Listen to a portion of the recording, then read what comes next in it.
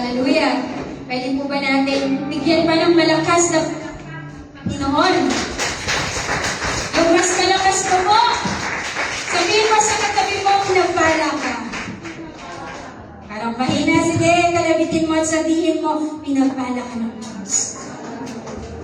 At sa araw na ito, mas pagpapalain ka. Amen! Sabihin mo sa katabi mo, sa araw na ito, mas pagpapalain ka ng Panginoon. Pag hindi sinabi ng katabi mo, ayaw ka nang i-bless. Kaya sabihin mo, sa likuran, sa gilid mo, sa harapan mo, i-declare mo, mas pagpapalain ka ng Diyos ngayong umaga.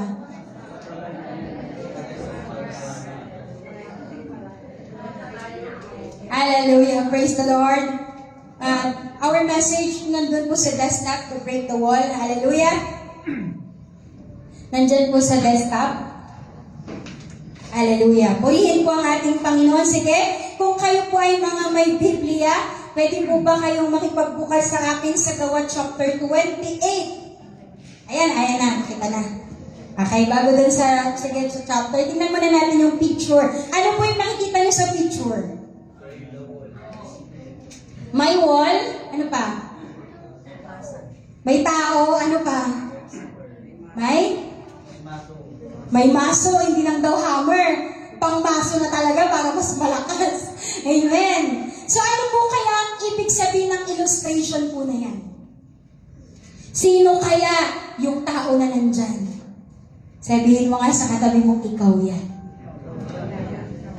At gusto ng Panginoon na wasakin mo na, nasirain mo na, nabasagin mo na yung pader na bumahad lang para hindi mo maranasan ang presence ng Panginoon. Amen. Amen. This is the day that you're going to break the wall. Amen. Pakibasa po yung ating tema, break the wall. Sabihin mo sa katabi mo, break the wall. Break the wall. Huwag mo lang bawasan yung wall. Dapat pabagsakin mo na yung wall. Amen. Because next week, we are going to study how to build the wall. But you cannot build something you cannot break. Amen. So bago natin makakapag-build, lalo na sisimulan natin mag-build ng kingdom ng Diyos sa babae in the year 2026. But how can we build the kingdom of God in the year 2026 if you are still not breaking the wall sa taong 2025? Kaya bago magtapos ang December, ilang linggo pa po ang natitira? Ilang araw pa? Naalala mo pa ba yung sinasabi mong pangako mo nung January? Uso-uso yun eh. Yung New Year's resolution. Dapat hindi resolution, dapat intentional changes. Amen. Sabi mo magdadayet ka na pero sumasandok ka pa. Tama? Sabi mo magbabago ka na pero hanggang ngayon yan pa rin. But it's time. Meron pang panahon this year, 2025, may ilang araw ka pa. Sabihin mo pwede ka pa humabol. Sige, sabihin mo sa kanila, pwede pa tayong humabol. Amen. Haabunin natin yung mga araw na na-miss natin. Because the Lord wants. Gusto na ng Panginoon na mawasak na lahat. Dahil kapag na-break mo na lahat, then breakthrough is coming. Amen. So sa Gawa chapter 28, napakaganda po ng storya na ito. Ito yung panahon na talagang grabe ang ministry ni Apostol Pablo. Wala siyang ginagawa after ng kanyang conversion, after ng kanyang encounter in the book of Acts chapter 9. In the way of Damascus, in-encounter siya intentionally ng Panginoon. Dahil nung panahon na siya po sa daan ng papuntang Damascus, dala-dala niya po yung letter. Na dahil gusto niyang ipapatay yung mga Kristiyano. Pero namagitan ang Panginoon, nakita ng Diyos kung gaano makasalanan si Apostol Pablo at kailangan niyang maliwanagan. And that day in the book of Acts chapter 9, nabulag ang kanyang mga paningin. 3 araw. At mayroong isang propeta na pumunta kay Apostol Pablo para i-explain what is the vision. Kasi nung time na sobrang liwanag yung nakita ni Apostol Pablo in the book of Acts chapter 9, sabi niya, sobrang liwanag, hindi na siya halos makakita. Yun yung liwanag na bumulag sa kanya. At ang sabi niya, alam niyo po, siya na hindi Kristiyano, alam niyo sabi niya, Who are you, Lord? Sino ka? Ikaw ba ang Diyos? And that day, pagkatapos ng 3 araw, pinadaling siya ng Panginoon dahil may nanalangin propeta sa kanya. At nung natanggal yung pagkabulag niya, anong nangyari? Nabuksan ang kanyang espiritual. Nabuksan ang kanyang pangunawa. Nabuksan ang kanyang puso. And that day, after ng Acts chapter 9, sunod-sunod na yung araw ng pag-evangelize ng ating Apostol Pablo. Amen. And the same thing with you. Kapag na-encounter mo ang Panginoon, gusto ka rin gamitin ng Diyos, sabihin mo sa katabi, gusto kang gamitin ng Panginoon. Hindi ka lang nandito para umupo. Nandito ka kasi may purpose ang Diyos sa'yo. Amen. Kaya kung hindi mo pa nahanap, tara hanapin natin. In Gawa chapter 20, ito po yung panahon na dahil sa pangaral ni Apostol Pablo ng salita ng Diyos, siya po ay kinulong. Wala siyang kasalanan. Pero dahil itong mga Hudyo na iba, ayaw itong mga ibang Romano, gusto nilang pigilan yung gagawin ng Diyos sa buhay ng Apostol Pablo. Kaya kinukulong nila. Pero tandaan niyo, kahit anong kulong nila kay Apostol Pablo, ang salita ng Diyos ay hindi magagapos. Amen. Dahil ano pang balakid ng kaaway, hindi mapipigilan ang salita ng Diyos dahil ang gusto ng Panginoong salita niya ay may pahayag. Hindi itatago, ipapahayag. Amen. Kaya sa buhay mo, ang salita ng Diyos dapat nakikita. Huwag mong itago ang pagkakristyano mo. Dapat pinapahayag mo. Nasa school ka man, nasa trabaho ka man, nasa bahay ka man, you are still a Christian. Amen. Kaya nung time na ito, kahit si Apostol Pablo ay kinulong, ng araw na yan, tinatawag niya yung mga Jewish leaders. Yung mga pinuno na mga Hudyo, pinatawag niya doon sa kanyang rented house, doon sa kanyang inuupahang bahay. Pero kahit siya pa nakakulong, meron siyang pabor mula doon sa nagbabantay. Pinayagan siyang mangupa na lang ng bahay, pero may bantay pa rin gwardiya. Kasi alam nung nagbabantay na yon, na siya po ay inosente. At that day, ang ginawa niya sa kanyang tinuupahan na bahay, ginawa niyang evangelism house. Grabe no? Pwede mo bang ipahiram yung bahay mo din?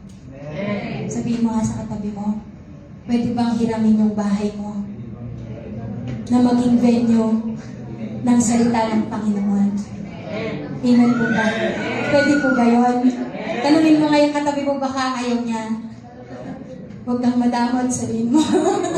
Amen. Kagaya, alam niyo po kung hindi pinahiram nila Ate Rosel yung bahay nila, hindi nakakilala si Kuya Jumel. Bakit? Dahil ang unang pamilyang naligtas sa pabahay sila Ate Rosel. Pero nung pinahiram nila yung bahay, pati yung ibang bahay, pinahiram na din nila. Amen. Kaya nung time na yun, kahit hindi pa believer si Kuya Jumel, nakita niyo yung pag-ilos ng Diyos, ilang buwan, nabuksan ang kanyang puso at siya'y kumilala sa Panginoon. Ngayon, dahil sa pagpapahiram ng bahay na yan at ng kanilang buhay na ginamit ng Panginoon, meron pong may tatayong simbahan. Ayaw mo ba yun? Na sa lugar mo may maitatayo dahil gagamitin ka ng Diyos. Na merong pamilyang mababago dahil merong ikaw. Amen. Kaya simula ngayon sabihin mo, Lord, bigyan mo ko ng desire. Gusto kong ipagamit yung bahay ko. Kagaya ni Apostol Pablo, yan nga, inuupahan lang eh. Pero dahil meron siyang burning passion, na sabi ni Pastor Jen, na hindi niya mapigilan yung puso niya, na siya ay niligtas ng Panginoon, hindi niya maisekreto yung ginawa ng Diyos sa kanyang buhay. Hindi niya maisekreto kasi ayaw niyang isekret kasi diba, kapag sobrang saya mo, hindi maitago. Pag in love na, kahit walang nakakatawa, nakangiti eh. Tama po ba? Tama po ba? Sabi mo sa katabi, masyado siyang seryoso. Pero alam niyo po, seryoso ang salita ng Panginoon. Amen. So, nitong panahon na to, sa verse 25, maghapon, gano'n po katagal siyang nag-preach doon sa kanyang inuupahang bahay? Maghapon. Anong pinapaliwanag ni Apostol Pablo doon sa mga Jewish leaders na kanyang in-invite? Yung kaharian ng Diyos. Ginamit niya ang mga propeta ng Diyos, yung mga minor at major prophets, pinag-usapan nila. Ano pa yung hinayag niya? Yung kautusan ni Moses, yung 10 Commandments. Amen. Sino po nakaka-memorize ng 10 Commandments dito? Bibigyan ko ng 100 lang. 10 piso kada isang command. Okay, meron po ba? ba? Ay, nakaka-memorize. So, sa susunod, siguro next week, memorize nyo na para 200 na next week. Amen! So, sabi niya rito, pinahayag ni Apostol Pablo kung ano yung kautusan, the law of the Lord, and doon sa Exodus chapter 20, doon matatagpuan ng 10 Commandments, nagpahayag siya kung ano yung ginawa ng Diyos sa mga propeta, kung paano inikayat ng mga propeta na ang mga tao ay magbalik loob sa Diyos. Amen! Subalit, ito po yung nangyari sa verse 24. Tama. Ang sabi nga dito sa verse 24, napakaliit kasi dyan. Ayun, nakikita dyan. Okay. Sabi nga dito, may naniwala. Basahin nga po natin yung naka-highlight na yon sa verse 24. Go. May naniwala at mayroon din namang hindi naniwala sa kanyang sinabi. So kapag nagpipreach ka ng salita ng Lord, hindi lahat. Kaya kapag nag-invite ka, huwag mong expect na 10 yung in-invite mo, 10 din yung pupunta. Diyan nga maghapon pa nga silang nag-Bible study, pero ilan ang tumanggap sa Panginoon? Yung kalahati lang. Pero yung kalahati ay hindi naniwala. Malalaman natin mamaya kung bakit ganun. Kaya nang sila po hindi na magkaisa dahil yung kalahati gustong maniwala, yung kalahati hindi naniniwala. Kaya nang sila ay hindi magkaisa, ito ang sinabi ni Apostol Pablo, ginamit niya yung prophecy ni Prophet Isaiah. Nang sinabi niya, kayo'y may mga mata, pero hindi makakita. Kayo'y may mga pandinig, pero hindi makarinig. Kayo'y may mga isip, ngunit hindi makaunawa. Yung salita na yon ay hindi para sa mga naniwala. Yung salita na yon na prophecy, para sa mga hindi naniniwala. Kaya sabihin mo sa katabi mo, ligtas ka. Kung naniniwala ka, hindi ikaw yun. Amen. Kasi, ang sabi niya doon, kung hindi, sabi niya, kung hindi ikaw yung hindi naniniwala, sabi niya, makakakita sana ang kanilang mga mata. Dahil kung talagang ikaw ay naniniwala sa Panginoong Hesus, buo ang iyong pananampalataya sa Kanya, ang mga mata mo ay hindi bulag. Ang pandinig mo ay hindi bingi. At ang pangunawa mo hindi mapuron. Sabi mo sa katabi mo, hindi ka mapuron. Hasain mo sa salita ng Diyos. Kaya kapag pumupuron lang yung pananampalataya, hasain mo ng salita ng Panginoon. Amen. Gusto mo ba yon? Yung may mata ka pero hindi ka makakita? Yung may tenga ka pero binibingihan ka? May pangunawa kang binigay ng Diyos pero hindi ka nakakaintindi? Gusto mo bang tawagin kang ganon? Ang sakit po nun, di ba? Pero ang gusto ng Diyos, maranasan mo na ikaw ay makakita spiritual, makarinig spiritual, at makaunawang spiritual dahil ang gusto ng Diyos, ikaw ay manunumbalik sa Kanya at ikaw ay paggagalingin niya. Hindi lang kagalingang physical, emotional, but the spiritual healing. Amen. Dahil kung ikaw ay sumasampalataya sa Panginoon, matatamasa mong pagagalingin ka ng Diyos. Alam niyo po, ang lahat ng punot dulo ng sakit ay hindi physical. Spiritual problem po yun. Every time na magkakasala tayo, mararamdaman mo umi-epekto sa spiritual. Magmula sa spiritual, umi-epekto sa physical. Kung tayo nawawala ng pananampalataya, konektado po yan. Kaya kailangan mong maintindihan ano ang plano ng Diyos kung bakit ganito ang nangyayari. Amen? Sa verse 24, balikan po natin. Next pa po. Sabi niya, may naniwala at mayroon din namang hindi naniwala sa kanyang sinabi. Bakit po kaya hindi iisa ang naging resulta? Bakit hindi lahat sila naniwala? Next po ako. They heard the same preacher. Hello? Pangalawa, they heard the same teaching and preaching. Tanong, why didn't everyone have the same response? Kung pareho naman yung nagsalita, pareho naman yung katuruan, pero bakit ang resulta magkakaiba? What's the problem? Ano ang problema? Ito na, sagutin na natin. The preacher was not the problem. Hindi problema. Bakit? Alam niyo po ba kung gaano katindi ang ministry ni Apostol Pablo? Grabing transformed life ang ginawa ng Diyos sa buhay ni Apostol Pablo. At meron pang panahon na siya po ay extraordinarily ginamit ng Diyos. Yung panyo niya, yung kanyang balabal, ginagaling niya lang, nai-stain yung mga tao at napupuspos ng banal na spirito. Walang problema sa nagpapahayag. Walang problema sa katuruan. Dahil ang katuruan ni Apostol Pablo is scriptural, biblical. Amen. Walang halong kulto. Walang halong hindi biblical. Lahat ng itinuro ni Apostol Pablo ay pawang katotohanan at katotohanan lamang patungkol sa Panginoong Hesus at buong sikap niya, buong kalakasan niya na ipinahayag yung katotohanan. Subalit, ano po bang problema? Bakit hindi lahat naniwala sa kanyang pinagsasasabi? This is the problem. Next one. Sige pa po. Stop po dyan. What was the problem? The attitude of the heart of the hearer was the problem. Yes, hallelujah. Bakit? Kasi hindi naman po kontrolado ng preacher. Hindi naman kontrolado ng teaching ang response mo. Tama po ba? Yes. Bakit kaya yung iba naniwala, yung iba hindi? Tama po? Dahil hindi lahat ng nakinig ng salita ng Diyos nung araw na yon ay prepared ang puso.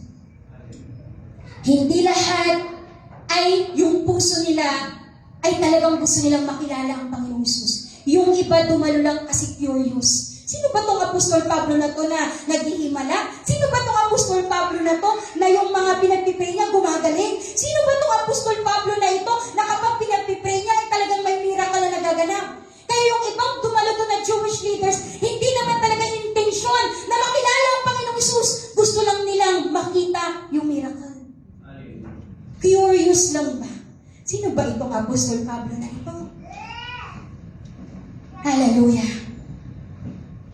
And some na dumalo doon sa gathering na yun, wala silang pananampalataya. Yes, hallelujah.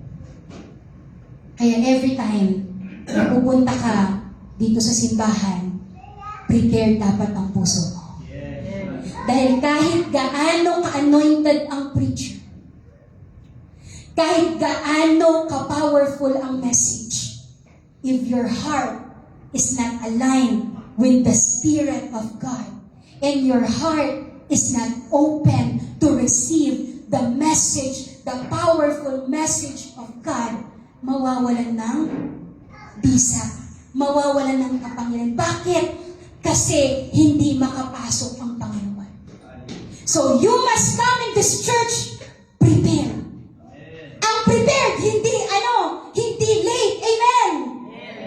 Kasi prepared ka nga eh. Pupunta ka ba sa birthday na magpipray na lang yung pastor, nakakahiya naman, tapos kainan na, doon ka lang pupunta? Wala kaya naman po, diba? So, you must come prepared mula sa oras, mula sa outfit mo. Hindi yung hanapin mo pa lang yung isusuot mo pag Sunday na. Baka 15 minutes before, doon mo pa lang hanapin yung isusuot mo. Hindi po prepared yung ganun. That's why, when you come here in the church, simula ngayon, ayusin mo na yung oras mo sa Panginoon. Amen. Isang kalahati, 2 oras, napakaliit kumpara sa sa 6 na araw na binigay ng Panginoon. Mamaya after the service, sa'yo na naman. Ganun na po ba tayo kadamot sa Panginoon? 2 oras lang sa isang linggo, yung gathering natin lahat, babawasan mo ba? Pero sa trabaho, sa school, bawal mali. Kapag merong bibili sa'yo sa business mo, bawal mali kasi meron kang transaction. Pero bakit yung appointment mo sa Panginoon, hindi mo magawa ng paraan? What was the problem? It's not time management, it is your heart because your priority is not God. But when you make Jesus as your first priority, kaya mong isantabi ang lahat. Kaya nabilib ako kay Nanay Gloria. Imagine, 2 apo mo, pwede naman siyang pumunta na lang sa ospital. But because Jesus is her priority, mahal niya ang Panginoon, hindi niya kayang iwan ang gawain ng Diyos. Amen. Kaya sabihin mo sa katabi mo, agahan natin. Hindi ito scheduled time ni Pastor. This is a scheduled time. Divine schedule. Kaya kung na-late yan, sabi mo, pinapatawad ka ng Diyos. Pero, galingan mo naman sa susunod. Amen. Sabihin mo sa katabi mo, mabiyaya ang Panginoon. Pero sa susunod, ibigay mo naman yung best mo. Amen. So when we come here in the church, your heart must be prepared. Ihanda mo yung puso mo. Hindi lang yung tithes mo Hindi lang yung offering mo yung handa. Ang pinaka-importanting handa ay yung puso mo. Because that is just the second sacrifice. But the first sacrifice, it's you. Ikaw. Ikaw ang sakripisyo na ihahandog tuwing linggo. Amen. Kaya sabihin mo, dapat huwag kang maging kagaya ng kalahating hindi naniniwala, unprepared, kaya hindi sila naniwala, hindi tama yung puso. Kaya ngayon, ayusin na po natin. Pa-next pa po ako. Hindi lang po unprepared yung puso, but this is one of the problem. Nakikita niyo po yung drawing. Yung isa, yung brain. Tapos anong nakalagay? Tanungin mo nga, ganyan ka ba? Diba? Sabi ni Ahmed Catrada, ang sabi niya, the hardest thing to open is a closed mind. Kaya kung sarado na ang isip, huwag ka nang makipagdebate. Bakit? Lalabas ka lang na foolish. Kaya sabi ng Bible in the book of Proverbs, kapag di nakinig, iwan mo na. And allow the Lord to move. Amen. Pero sabihin mo sa katabi mo, hindi ka close-minded. Hindi ito networking na kailangan open-minded. Pero kailangan, pagpunta mo dito sa gawain ng Panginoon, sabihin mo, open heart. Open mind. Open ang spiritual mo. Para lahat ng blessing ni Lord, matatanggap mo. Amen? Tama? Paano mo i-receive yung blessing ni Lord kung nakaganito ka?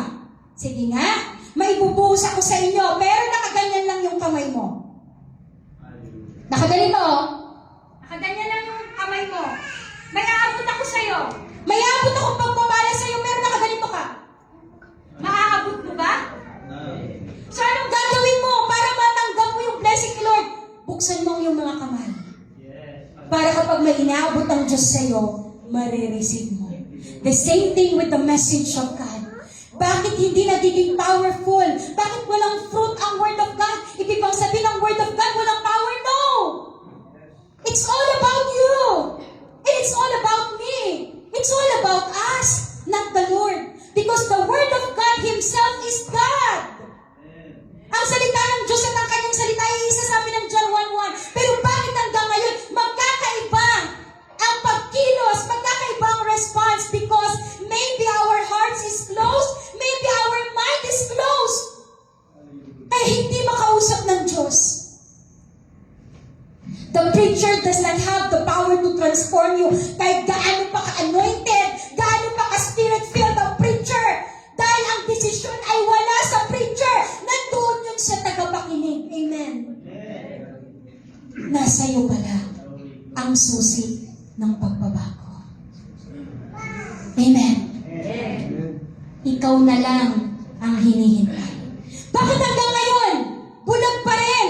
Hanggang ngayon, naniniwala ka pa rin sa pamahiin. Aggulgul tayo, ganito na matayan. Ano pa? Ag-atang-atang tayo. Diba? Hanggang ngayon, bulag pa rin. Bakit? Kasi dumadalo ka na hindi bukas ang puso't isip mo. But, when you open your heart and your mind to God, pagpasok mo pa lang, ramdam mo na ang presensya ng Diyos. Amen. Para bang naglalakad ka pa lang papunta sa church, Lord, umiiyak ka na. Iniisip mo pala ang pangalan ng Panginoon, umiiyak ka na. Bakit? Kasi your heart is open, your mind is open, and you want God to be encountered. Amen. Hallelujah. Hallelujah. You are the only one who is responsible to your response. You are the key to your transformation, maturity, ano pa? Your improvement. Amen. Ayan pa, next pa ako.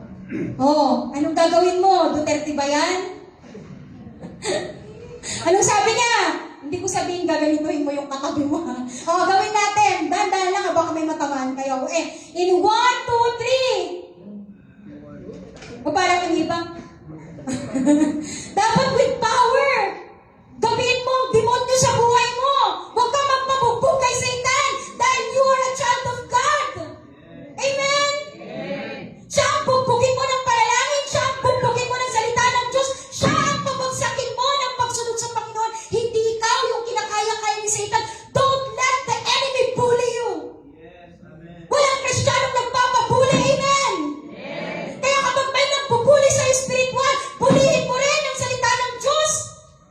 Hindi ka gaganti ng pisikalan. Gaganti ka sa spiritual because there is spiritual realms. Amen? Gaganti ka ng panalangin. Because naniniwala ka, what you deal in the heaven will be dealt here on earth. Yes, amen. Kung ano ang binubuksan mo sa langit, bubuksan ng Diyos dito sa lupa.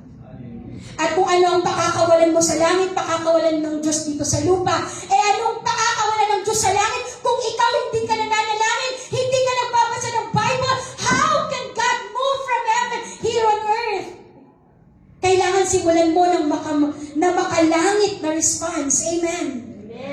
Anong i-break natin? Ano yung wawasakin na natin? It's time to break that curse.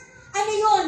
The spiritual blindness, yung spiritual na pagkabulag, the spiritual deafness, yung pagkabingi, spiritual disbelief, yung kawalan ng pananampalataya, kagaya ng mga kalahati na hindi naniwala sa salita ng ating Panginoon. So ang tanong, how to break that wall?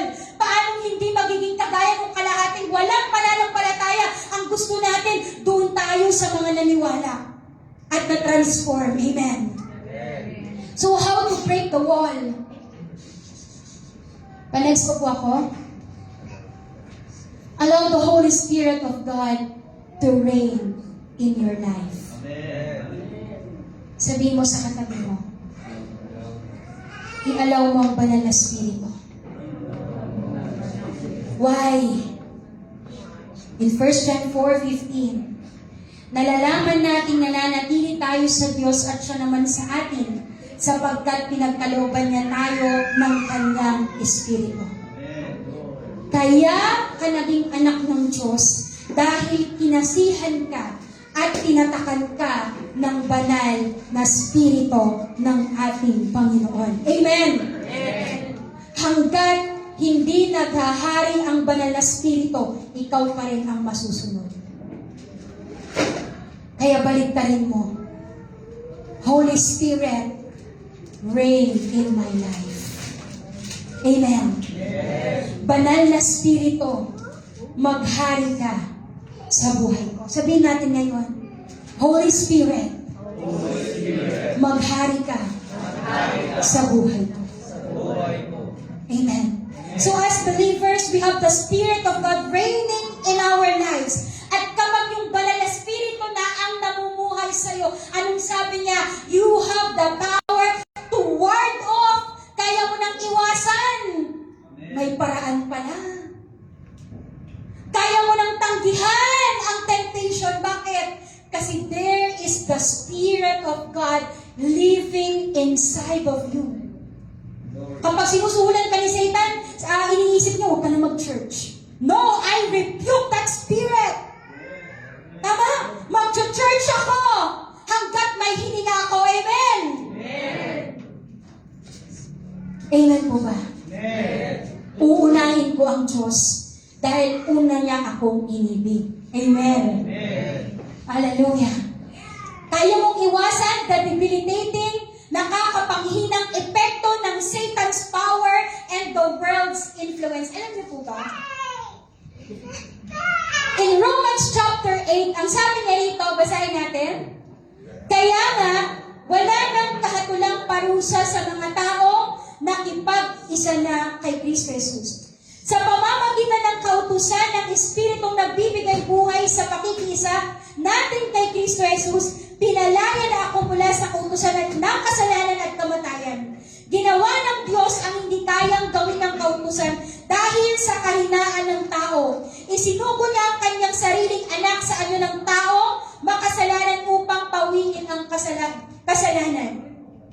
Sa gayon, hinatulan na niya ang kasalanang umaalipin sa tao. Pwede po ba tayong pumalagpak? Ang sabi po ng Panginoon, hindi si Teo, hindi si Per, hindi si Kuya Manso, hindi tayong lahat ng nandito ang hinatulan ng Diyos. Anong napakalinaw na binasa dyan? Hindi dumating ang Diyos para i-judge ang tao. Hinatulan ng Diyos yung kasalanan mo. Amen? Yung kasalanan mo ang kinokondemn ng Diyos, hindi ikaw. Kaya kapag may nagsasabi na ito ang kasalanan mo, palarmura ka, chismosa ka, hindi naman like ka, no? Huwag mo kong chismis, ha? Narinig ka ni Lord.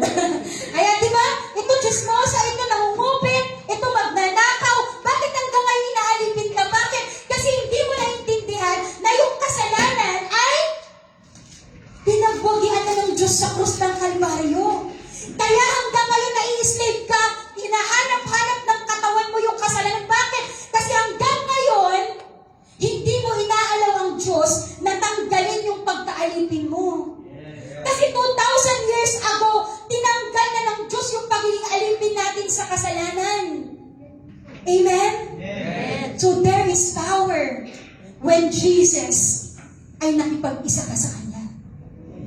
And when the Holy Spirit, kung nasa iyo ang banal na Espiritu ng Panginoon, ang Panginoon, hallelujah, ang nanaisin mong sundan. Ginawa ito ng Diyos upang ang itinakda ng kautusan ay matupad sa atin na namumuhay ayon sa Espiritu at hindi ayon sa hilig ng laman. Ginawa ng Diyos na hatulan yung kasalanan dahil ang gusto ng Panginoon na ikaw, huwag mong ayanin lang po siya. Allow the Lord to move. Don't be distracted. Focus on the Lord. Hayaan niyo po, let the children play. Because I believe, ang sabi ng Bible, even from the mouth of the babes, there is worship. Merong pagpupuri, akala niya naglalakad lang siya. But God, the Holy Spirit is moving in the lives of the children. They can praise, they can worship God in an extraordinary way. Amen. Hallelujah, hallelujah, hallelujah. At ang gusto ng Diyos, hindi na tayo namumuhay ayon sa hilig ng laman, ay walang, sabi rito, verse 5, ang mga namumuhay ayon sa hilig ng laman ay walang pinapahalagaan. Ano daw? Kundi ang mga bagay na ukol sa laman. Kaya kung nasa flesh pa tayo lagi, wala pa ang Holy Spirit, anong pinapahalagahan mo? Yung gawaing mga sanlibutan.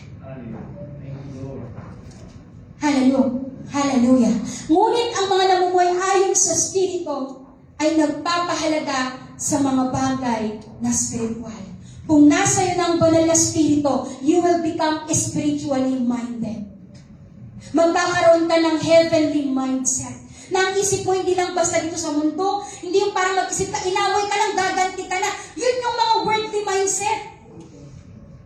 But the heavenly mindset, when you're going to read the Bible, sabi niya, blessed those who curse you. Ang sabi pa nga ng Bible, kamumuhian tayo ng mundo.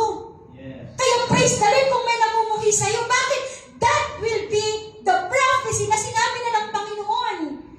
Kaya kung na-offend ka lang, galit ka na, ibig sabihin, hindi mo kayang tanggapin na kamuhian ka pa ng mundo. Mas malala pa nga kung kamumuhian ka na ng mundo.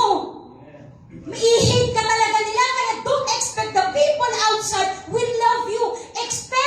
Ang i-expect ng mundo, ikaw na naging Kristiyano, mamahalin mo ang mundo. Yung mga taong nasa mundo, hindi yung makamundong bagay. Yes. Amen. Because when the Holy Spirit speak, hindi ka tuturuan ng banal na Espiritu na makipag-away. Hindi ka tuturuan ng banal na Espiritu na tanggapin mo yung temptation. Hindi ka tuturuan ng banal na Espiritu ng bagay na makamundo. Because when the Holy Spirit ay nag-i-speak sa'yo, alam mo po, nasa isip mo pa lang yung kasalanan. Tandaan nyo to, ang temptation, hindi pa kasalanan. Nagiging kasalanan ang temptation kapag nagawa mo na siya. So when then Satan, the enemy, naglagay ng negative thoughts sa'yo, hindi ko pa nagkakasala dun. You can rebuke it. Magkakasala ka na lang kapag nilagyan ka ng kasalanan, ng kaaway, ng temptation, ng negative thoughts, at in-apply mo, pinaniwalaan mo yung negative thoughts na yun, doon pa lang pumasok ang kasalanan.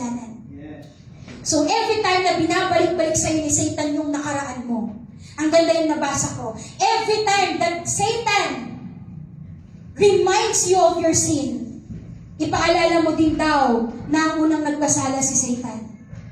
Amen. So, ibig sabihin, eto pa, ipaalala mo pa sa kanya na ang unang nagrebelde si Satan. Yes. Amen. Ipaalala mo din sa kanya yung future niya.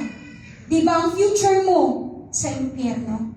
Pero ako, muntik lang. Dahil na ako ay anak na ng Diyos, nasa kaharian na ako ng langit. Amen. So every time the enemy tempts you na ibalik ka sa dati mong pagkatao, sabihin mo, I rebuke you. Tinatanggihan kita. Ayokong balikan ang aking nakaraan dahil binago na ako ng Panginoon. Amen. At magagawa mo lang yan kung ang banal na spirito ay naghahari sa buhay mo. Verse 7, kaya nga, kapag itinutuon ng tao ang kanyang pag-iisip sa mga hilig ng laman, kaya nga mabago pa rin yung isip mo. Bakit? Hanggat kasi ang isip mo gusto niya pleasures. Hanggat ang isip mo hindi mo pinapatransform. Gusto mo puro yaman. Hindi ba sa mga maging mayaman, praise the Lord kung payamanin ka ng Diyos kasi ang lahat ng yaman buhat sa Panginoon. Amen. Amen. Ang Diyos ang pinakamayaman. Pero kung hindi na balanse, andito yung yaman mo, nandito ang spiritual mo, imbalance ang tawag doon. And you can have an idolatry. Tama mo ba? So ayaw ng Diyos na ang isip po natin na sa hilig ng laman. Siya'y nagiging kaaway. Ito ang nangyayari. Nagiging kaaway tayo ng Diyos sapagkat hindi siya nagpapasakop sa batas ng Diyos at sadyang hindi ito magagawa. At ang nabubuhay ayon sa hilig ng laman ay hindi maaaring kalugdan ng Diyos. Bakit? Kasi kung ikaw pa rin ang nangunguna sa sarili mong, ibig sabihin, napakalinaw ang sabi niya dito, hindi tayo nagpapasakop sa batas ng Diyos. Glory, glory. Nung naging Kristiyano ka na, tinanggap mo si Jesus as your Lord and personal Savior, batas na ng Diyos ang iyong sinusunod. Amen. Amen. Kaya simula ngayon, huwag ka nang magpauto-uto sa kaaway. Huwag kang magpabuli sa Kanya. Because God gave you the Spirit. Anong sabi niya? Greater is He who is in me than he that is living in the world. Amen. Amen. Amen. Yung nabubuhay na Holy Spirit sa'yo, yan ay mas malakas kaysa sa laman na ito. Pero para lumakas ang pagkilos ng banal na Espiritu, araw-araw manalangin ka. Amen. Araw-araw buksan mo ang Bible. Glory. Kaya tayo natatalo kasi hindi natin ginagamit yung panangga natin, yung panlaban natin. Bakit tayo natatalo na kapag inaway tayo, mga away din tayo, bakit? Hindi ka kasi nag-pray. Hindi ka rin nag-worship. Hindi ka rin nagbasa ng Bible. Kaya kayong mag-asawa araw-araw nag-aaway. Bakit? Hindi po normal ang araw-araw na nag-aaway mag-asawa. Amen. There is something wrong with it. Because the first ministry, o may ministry din si Satan, sirain ang mag-asawa. Bakit? They are the leader of the family. Kaya pag sira ang mag-asawa, sinong susunod na masisira? Yung mga anak. Tama? Kaya importante na tayong mga parents, importante mga nanay at tatay, you should pray. Amen. You should read the Bible. Amen. Dahil hanggat hindi mo ginagawa yan, magulo ang pamilya. Amen. Pero tandaan mo ito, kapag nagawa mo na yung part mo, allow God to do the rest. Kasi hindi laging instant ang pagbabago kahit gaano ka pa ka-faithful sa Panginoon. Remember, hope, hindi niya kayang dalhin yung mga anak niya. Hindi dahil sa hindi niya kaya. Pero dahil ang tao, hindi niya kaya i-transform yung sarili niya at yung kanyang kapwa-tao. It is only God. Amen? Kaya kung ayaw lumapit ng mga anak mo, allow mo lang ang Diyos.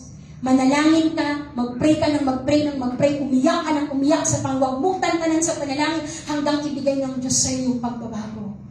Amen. Pero habang hinihintay mo yung pagbabago ng iba, simulan mong magbago. Amen.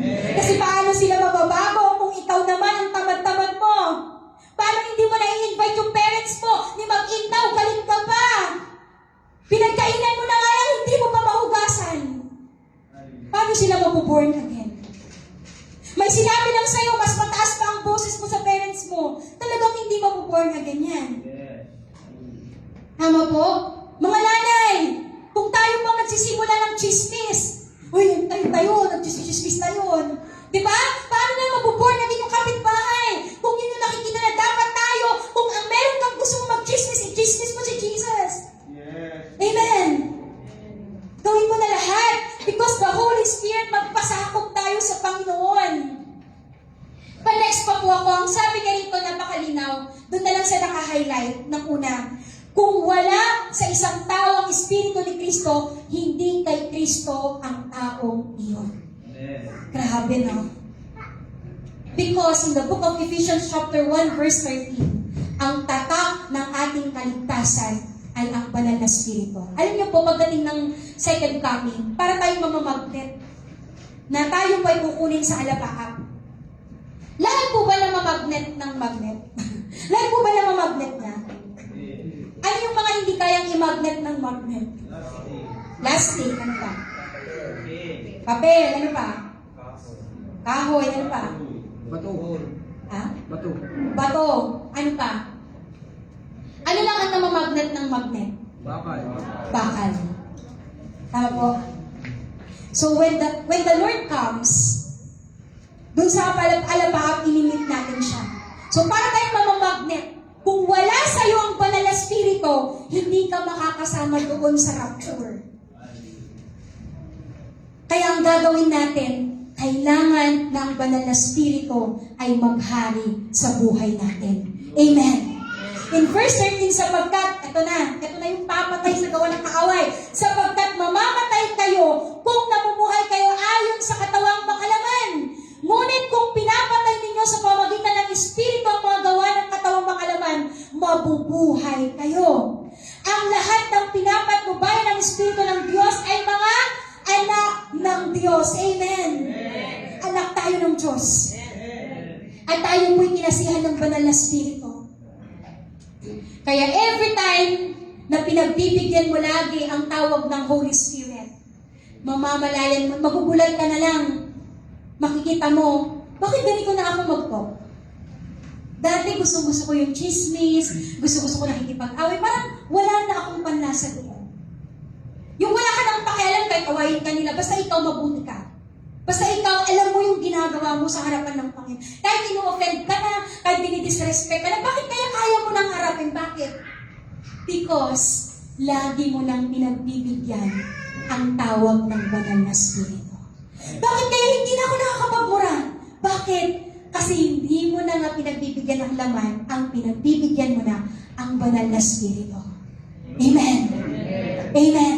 Kaya kung gusto mo mag-transform, ask the Holy Spirit to move in your life sapagkat hindi Espiritu ng pagkaalipin ang inyong tinanggap upang kayo mabuhay sa takot. Tandaan mo ito, ayaw ka ng Diyos na mabuhay sa takot. Takot ka ba kay Satan? Anak ka ng Diyos, dapat siya yung matakot sa iyo. Kaya sabi niyo, huwag tayong matakot, dadaan ka lang sa dilim, magpapasama ka pa. Alam, mag-isa ko sa bahay namin. Hala, samahan mo ko sa CR. Anak ka ng Diyos, tapos si Satan, takot ka sa kanya? No! You should not fear him. Anong sabi ng Bible? You should fear God. Amen. Dapat nga siya yung lumalayas, nandyan ka pa lang, nararamdaman niya na yung aura mo, nakikita ka pa lang na lumalayas ng demonyo. Amen. Dahil anak ka ng Panginoon. Ikaw pupunta ka sa langit, si Satan wala nang pag-asa sa langit. Bakit ka matatakot sa kanya?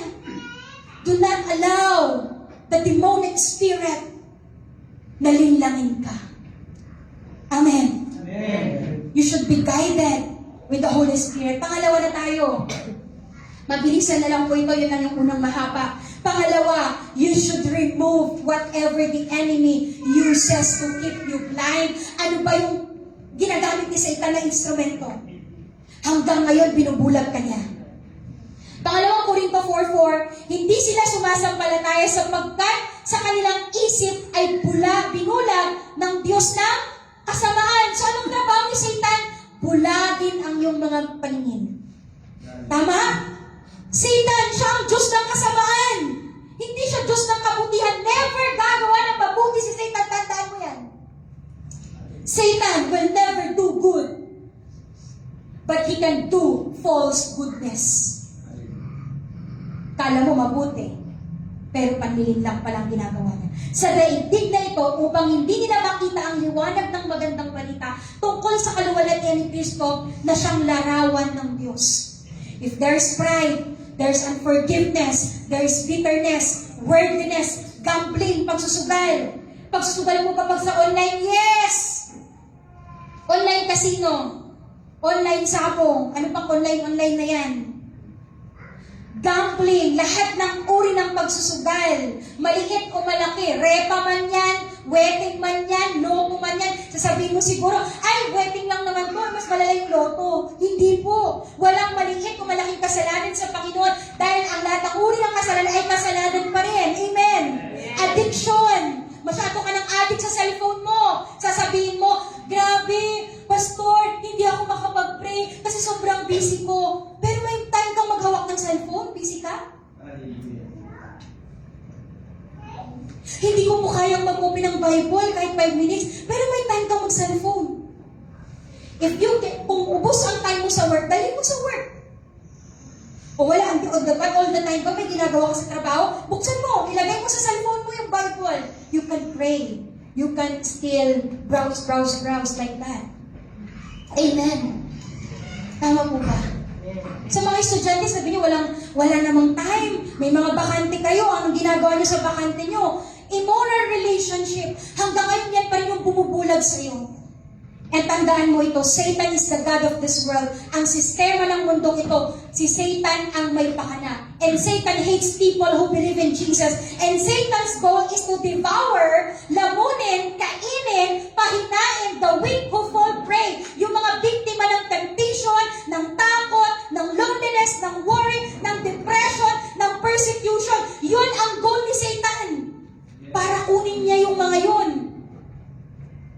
And we have to have the total disconnection. Amen. Hanggang nakasubscribe ka sa kasalanan na yan, hindi ka makakalaya. Remember that.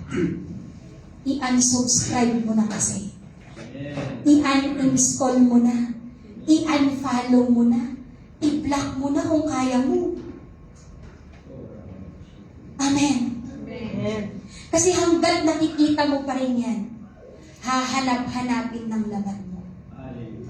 Kasi binibigyan mo ng loophole. Tandaan mo, ang gusto ni Satan, konting butas lang. Loophole lang yung makita niya. At kapag may konting butas siya na nakita sa atin, papasok siya. Tama po? And God wants the total disconnection because God wants you to live in a life of victory. Ayaw ng Diyos na yung mga anak niya na niligtas niya, mamumuhay sa takot, mamumuhay lang sa pagtingin sa problema, mamumuhay lang sa pagkakapi. Mahal ka ng Panginoon and He died for you. At ang gusto ng Diyos, mamuhay ka bilang isang mananagumpay. Amen. Sabihin mo, mananagumpay ka sa katabi mo. Sige, sabihin mo, baka hindi niya pa alam. Sabihin mo, mananagumpay ka. Conqueror ka. So you should conquer. Anong ginagawa ng conqueror? Nagko-conquer. Amen? Hindi tayo ang tumatakbo. Kung meron ka mang tatakbuhan, ang takbuhan mo yung kasalanan. Amen? So we should remove. Tanggalin mo na kasi. Alisin mo na. Titingin ka pa kasi. Sisilip ka pa kasi. Alam mo na ang temptation mo. Napapatugs-tugs-tugs ka.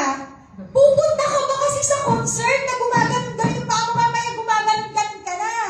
Hindi mo na nga mapigilan pag mag-isa mo. Pumupunta ka pa kasi. So anong kailangan mo? I-disconnect mo na yung sarili mo. Amen? Alam mo na nga na meron dyan. Yung weakness mo nandoon. Pupuntahan mo pa. Huwag naman. Amen? I-disconnect mo na.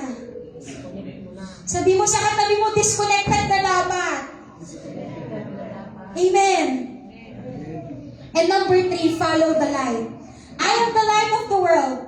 Whoever follows me will not walk in darkness but will have the light of life. Kawikaan 9:6, lisanin ang kamangmangan upang kayo ay mabuhay at ang landas ng unawa ay tahakin at daanan. We should walk away from our past, walk away from our old life, walk away from our habits, walk away from our old desires, old mindset, old path. Iwan mo na kasi. Hindi mo masasabi na lumalakad ka na sa liwanag kung ang paa mo ay tumutungo pa rin sa kadiliman. Ang sabi niya rito, when you follow God, dahil siya ay liwanag, doon palang mangyayari na masiseparate ka sa darkness. Amen. Kaya kapag nilakaran mo na yung light na yan, diretsuhin mo na. Sabi mo sa katabi mo, diretsuhin na natin. Wala nang talikuran to. Tuloy-tuloy na ito. Amen! Palakpakan na po natin ang Panginoon. Let us follow Jesus. Let us follow light. And lastly, ask for a teachable heart. Awit 119:34. Ituro mo ang batas mo't sisikapin kong masunod. Pwede po natin i-declare ito ngayon. Sabay-sabay po natin basahin in 1, 2, 3. Ituro mo ang batas mo, sisikapin kong masunod. Buong puso iingatan at susundin ko. Narinig ka ng Panginoon. Amen. Binasa mo yon, gagawin mo yon. Amen.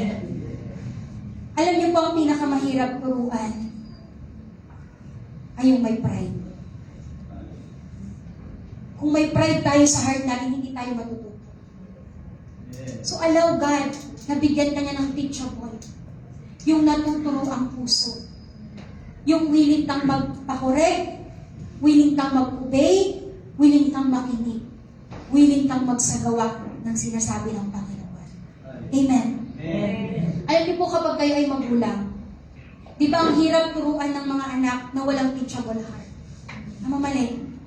Ang dami mo nang sinasabi, huwag ka po nang mag-girlfriend kasi baka magkakasala ka dyan. O kaya, pwede naman mag-girlfriend na hindi magkakasalan. O kaya baka sobrang focus mo na dyan, hindi ka na makapagtapos. Di ba ang hirap po?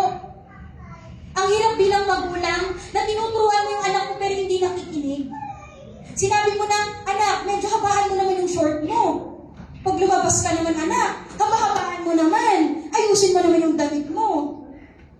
Pero ang hirap namang turuan kung paulit-ulit. Tama po ba? Walang teachable heart.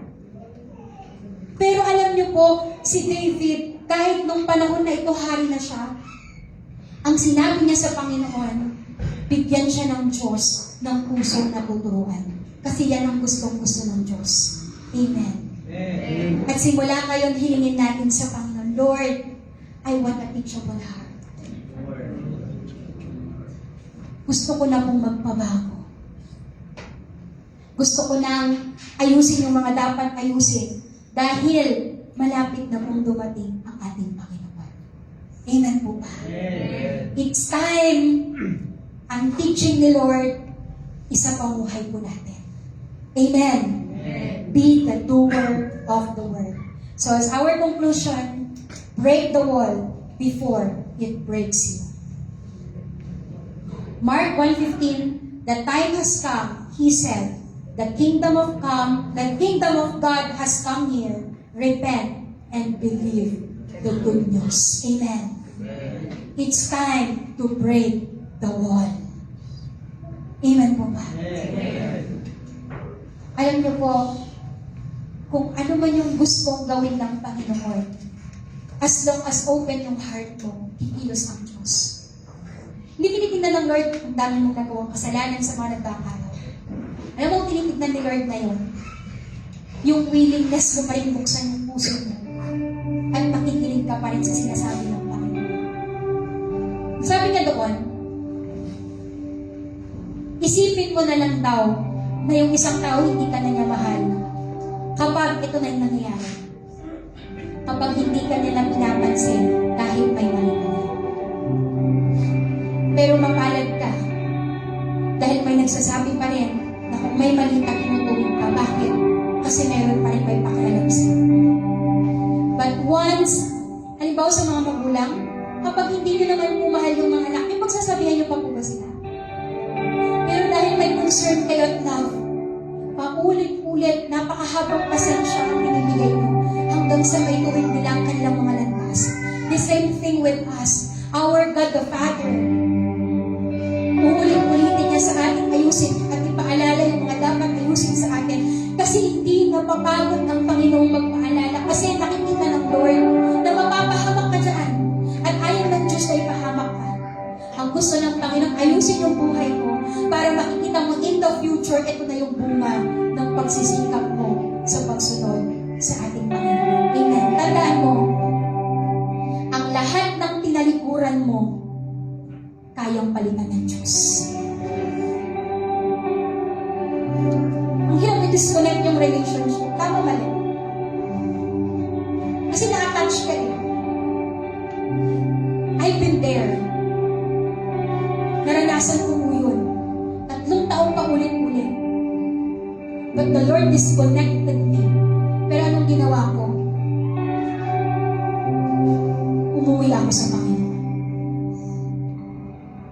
Because nothing is impossible with the Lord. Kaya lagi ako nagpapasalamat na yung napangasawa ko si Pastor Jim. Dahil pinalaya ako ng Diyos sa relasyon na hindi niya gusto. Amen. Because there is no peace kung ikaw ay lumalaban sa kalooban ng Diyos. Mararanasan mo yung kapayapaan. Mararanasan mo yung payapang puso kapag inalaw mo ang Panginoon na mag-speak sa iyo. Tayo pong lahat ay tumayo. And I ask everyone na manalangin. We still have 9 minutes. Hallelujah. Thank you, Jesus. Thank you, God. Pwede ba natin itaas ang ating mga kamay sa Panginoon? Hallelujah. Pwede ba natin ulit awitin yung hari at yung papuri? Hallelujah. Sa ating Panginoon. Habang inaawit po, pwede ko ba tawagan yung mga pwede mag-back up at enjoy sa mga band? Habang inaawit po ng mga song leaders ito, hallelujah. Thank you, Jesus. Ipag-pray mo ngayon sa Panginoon that once and for all, Lord,